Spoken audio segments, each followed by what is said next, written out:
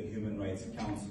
I urge all of you to please speak up on this. This is not something which is from a party or from a Pakistani court or anywhere else. This is from the UN.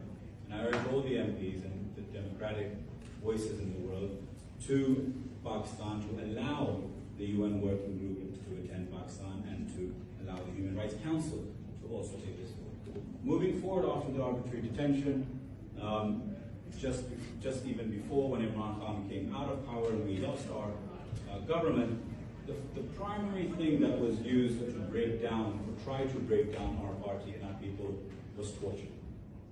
Let it be physical, let it be mental. At the time when our government fell, we had 13,000 people thrown into prison. Till this day, we have senior leadership from women aging from 70 all the way down to 18, 16. We have a senior former health minister, Yasmin Rashid Sahaba, who's still in prison. We have a couple of senators that are in prison. Imran Khan's chief of staff at the time was picked up, tortured, on record saying that I was stripped naked and electrified on his private parts. And we've got a colleague here, Azhar Bashwani, his family was picked up. My cousin was picked up.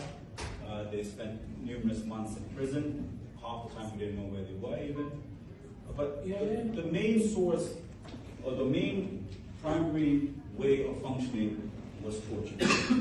And that's what I want to raise with you today. One particular incident, just before I move forward, is of a senator called Azim Swadri. He's a senior senator of our country. He's been senator numerous times. He's been minister numerous times. A man of honor.